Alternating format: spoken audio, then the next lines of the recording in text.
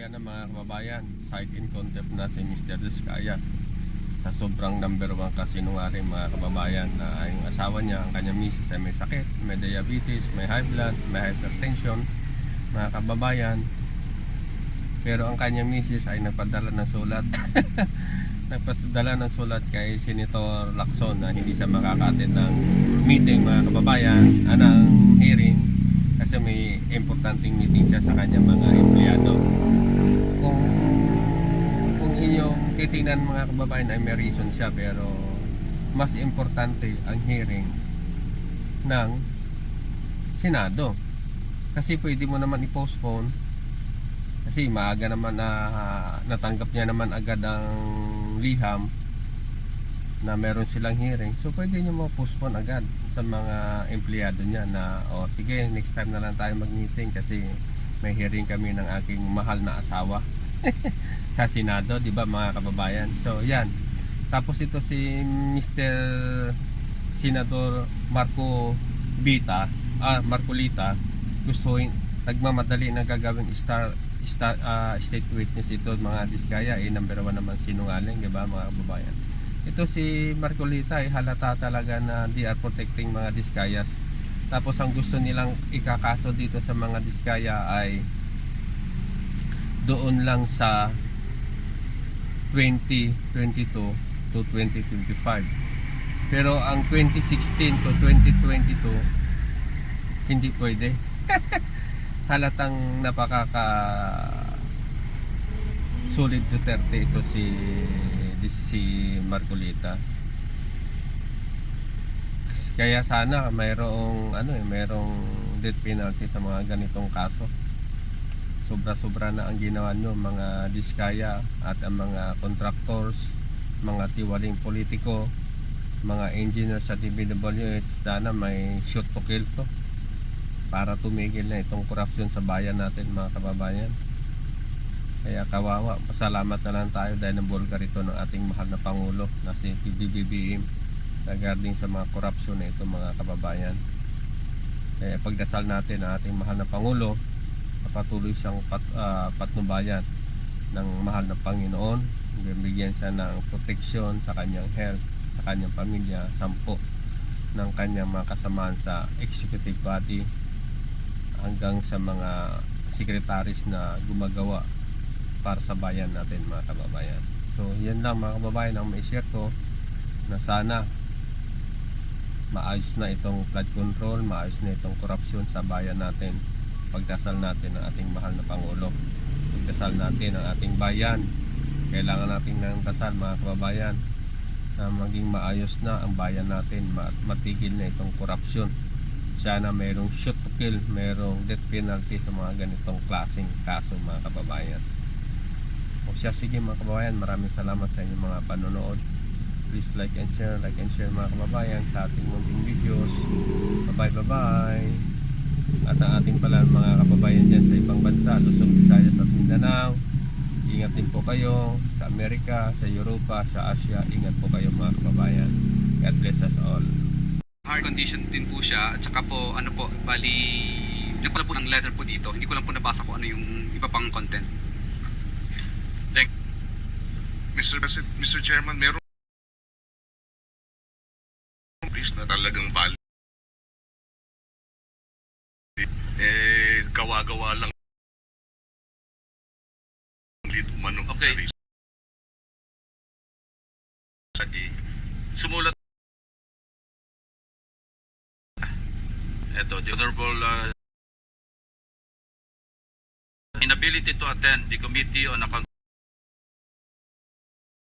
Tapos relative to the letter invitation dated September 15 issued by your good office, which I received by 4:41 p.m. I deeply regret to inform you that I will be unable to officers and investigations. Fourth public hearing scheduled for September 18 at 9 a.m. Or 9 in the morning. Regrettably, I have an important meeting with my employees on the company is facing now and the effects this has on them. This meeting was already scheduled before I received the honorable committee's employees will be coming from various places. Thus, I can no longer cancel the meeting. Said, sorry that I report at hand in no way for the communications. Very good. See, with that level of care, truth, napastos pa yung big condemn. Sabi mo, may ng medical certificate. Pa kayo nag-usap natin, sweet. Ay,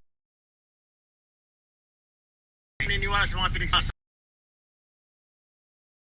The letter excuse of mistake. Sabi niya meron siyang meeting. Interest. Itong hearing nito. We the whole truth and Mrs. Kaya na meron siyang meeting for me and for acceptable. Kung meron medical certificate. Yeah. May I? Well, when clearly, again, the chair asks.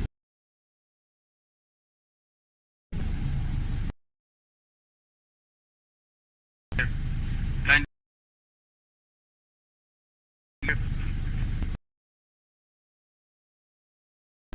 Parliament contempt. Quickly lang. ganito na muna to adhere to will it there Ben Mr. Chair. Mr. Diskaya.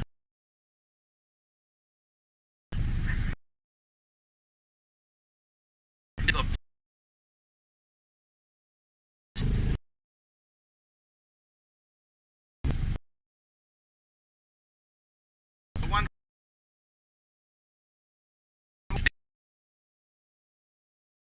ng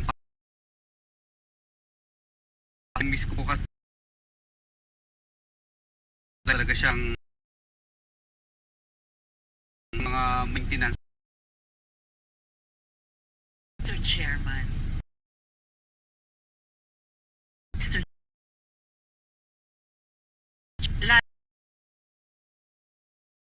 Laya kung bakit iba po ang potential meeting sa bahay.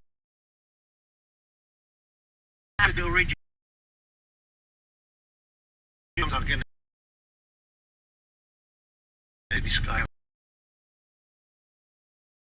Alam, hindi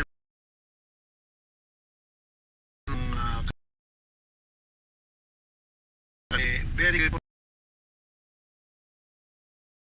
Nagawa pataran.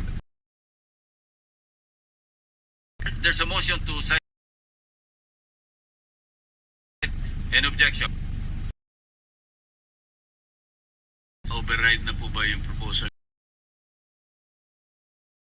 Naman si ano, Shows mo. sa bahay. Citation. Gusto na naman po. Or the motion Mr. Chair. At saka Secretary those orders. But and it's up to the member not satisfactory yung kanyang orders to the Pero ganito, ano mangyari before the end of hindi this na, year? meron Sinisiguro ko may makukontempt dito sa pagkinaligyan na doon sa makukontempt tong taon to. Yes, okay. If it does best, after that, it's just we'll take it that discuss later. But in the meantime, Senator Rizal, not Point yet. of I'd like to clarify